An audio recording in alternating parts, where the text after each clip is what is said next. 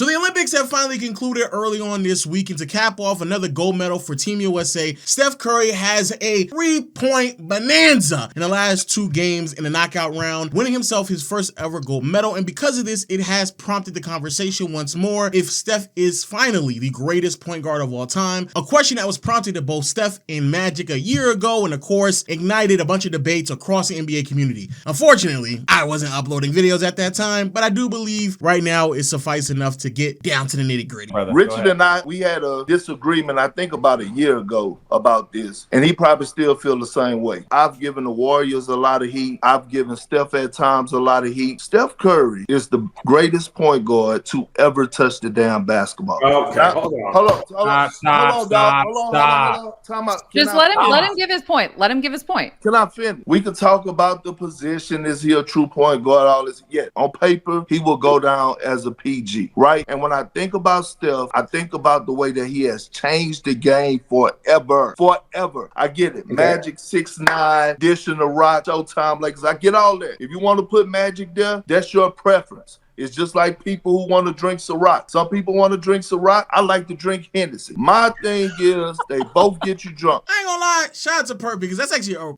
a funny analogy, but I completely agree with his point. But at the end of the day, it is kind of preferences when it comes to these two players. I personally believe one is better than the other, but it is very close, and I certainly believe that whoever you may favor in this conversation will come down to preference. At the end of the day, both of them are great though. Both of them are gonna lead you to championships. Both of them are highly impactful and game-changing. This is my thing about Steph. I was on the team when they had Jarrett Jack and they took him off the ball and they moved him around like he was a shooting guard. He's an undersized shooting guard that's special that can also handle the ball. Even here, they ran the too small play where he set the screen, popped off LeBron throws you around the back. He rarely initiates the offense. You're only calling him a point guard purely based off of his size, not versus any point guard skill you have ever seen ever in your life. He is known as the greatest shooter. He is the greatest shooter by far, above everyone that we have ever seen. Not even close. Not even close. It's a sizable gap. Now, this is the reason why I wanted to play this video, because I'm gonna go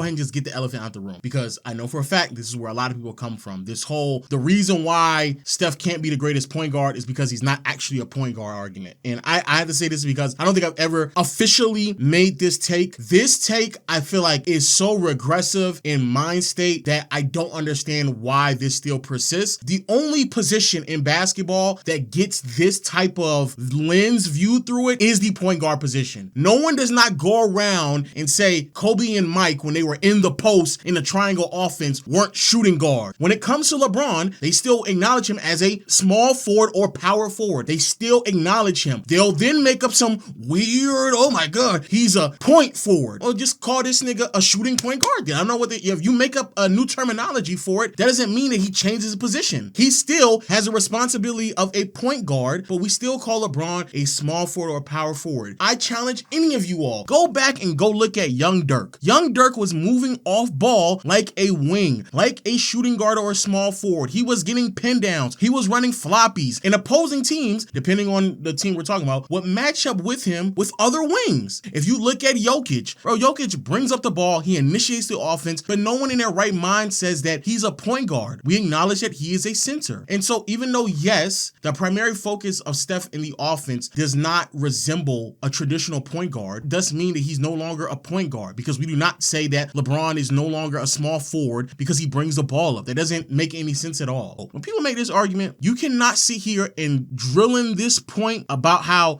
he doesn't really play the position, and look at his stats, he doesn't get that many assists, and he doesn't pass, he doesn't play making, and then all of a sudden you go blindly compare their stats back and forth with one another, and then you love to just highlight how Magic Johnson grabs more rebounds. That makes no sense at all, because if we're going to sit here and argue about if Steph is even a point guard based off of stats and the importance of assists, then what the hell does rebounds have to do with anything whatsoever? If you're telling me that the amount of scoring that Steph does that is noticeably better than Magic, that doesn't hold that much weight because they're supposed to be point guards and initiating offense and passing, passing, then don't tell me about how many more rebounds Magic grabs over Steph, because again, we're talking about point guards, remember that. Because of his skill. So just show me, again, shooting. He's a shooting guard. They hired people around him. They got Andre Iguodala. They have Draymond, who leads their team in assists. What about his game says point guard other than size outweight? Thank you so much. Channing, weigh in. Is a product of his system, right? So both Richard and Perk are right on some level, but if we are looking at what his role is on his team, right? He is a shooting guard. The reason why Damian Lillard is a point guard is separate. Damian Lillard's system is based on a screen and roll, where Steph's action is a 5-out action where 2 wides go down, right? You take the 2 worst shooters. You make the system based off your best player. You make your system based off your best player. Also,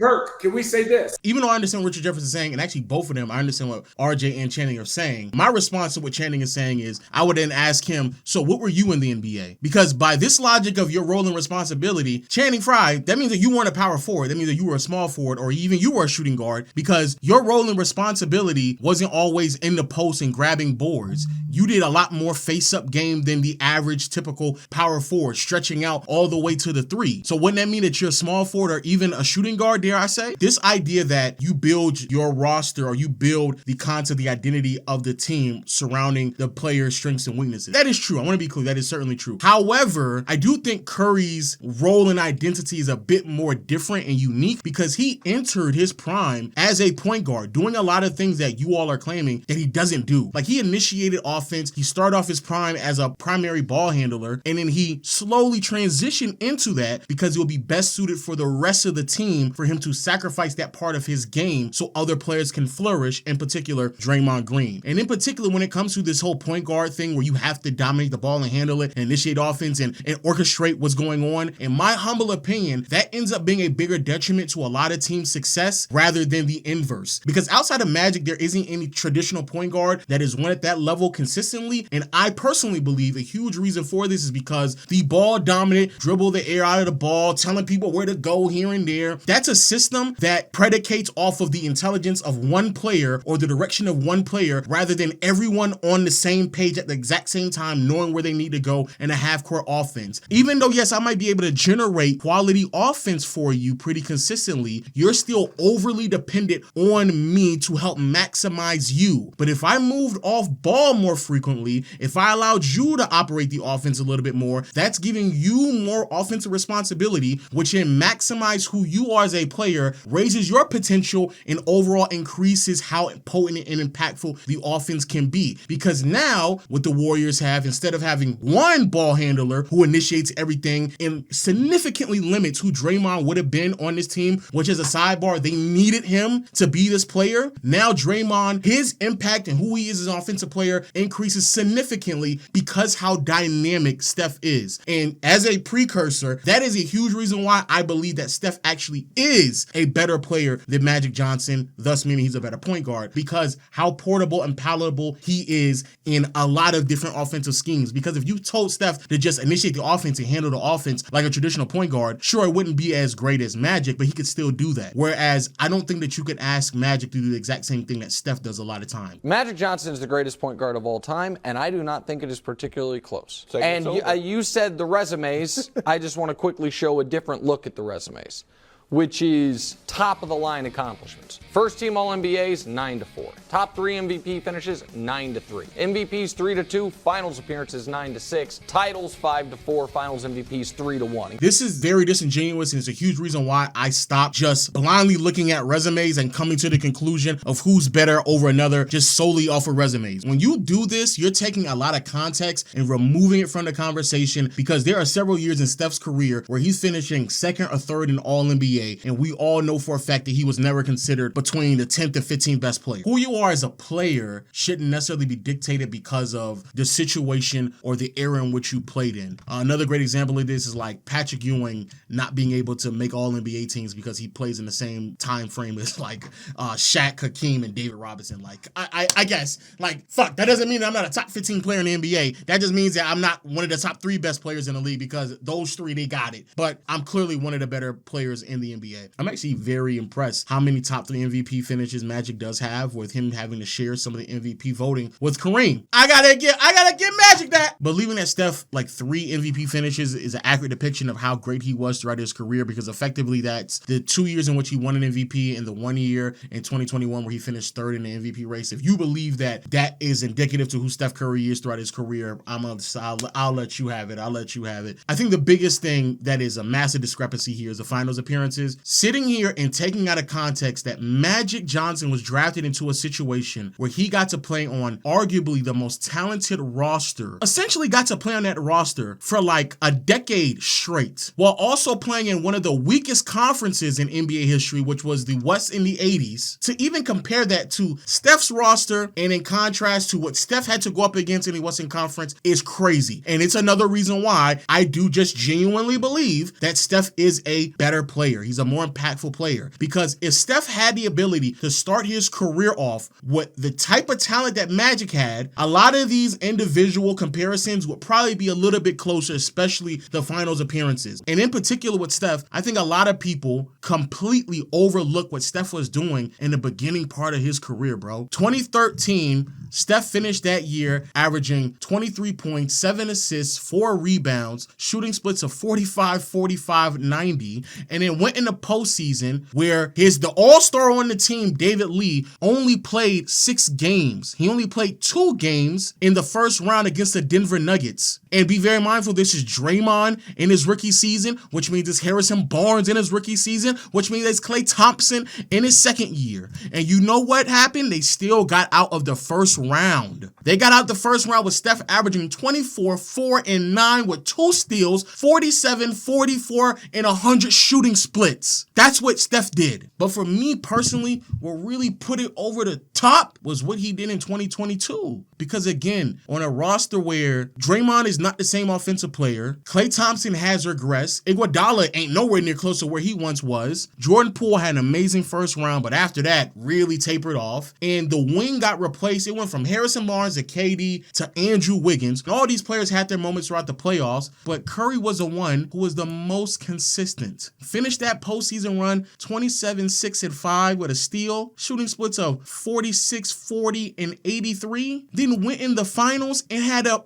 my God. What Curry did in the finals, miraculous. The number 1 and number 2 ranked defense in the Boston Celtics, DPOY defending him for a good portion of that time in Marcus Smart, and went out there, had literally one of the greatest scoring performances we've ever seen in the finals ever. Some people might say it's pick your poison. And the greatest passer of all time by a mile, or do you want the greatest shooter who also disrupts your defenses because you have to play toward him? And that's a really good point from Chris Broussard, because at the end of the day, like I said it before, it does come down to pick your poison. But another reason why I just think Steph is better is because the passing is what Magic has over him very clearly. And I do think Magic is the greatest passer of all time. I don't think Steph is anywhere near close in that conversation in terms of being a passer. I still think Magic is the greatest playmaker, but I think that's a much more close conversation. And then when it comes to shooting and scoring, I don't think that's close at all. And I just think that Steph is more dynamic on the offensive side of the floor. And I think that's the reason why he is more impactful and he's a better player. But the thing that also hurts Curry is because who he is as a player was shunned away from for quite a while in the early stages of his career. A lot of people know infamously, Charles Barkley was saying before they won a championship in 2015, how you can't win with a jump shooting team. You can't win with a bunch of 3-point shots, right? And in large part because no one had ever thought to themselves that somebody could make threes at the clip that like Steph and Klay could, right? So that's the reason why people came to that conclusion. But of course, I think a lot of other people missed in real time the value of those 3-point shots, but also the type of shots that you can generate for your teammates because how much stress you're putting on a defense all the way removed from the basket. That's a huge reason why in 2015, people gave the award to Andre Iguodala, Finals MVP, even though Curry unequivocally was just more valuable than Andre Iguodala in that series from start to finish, like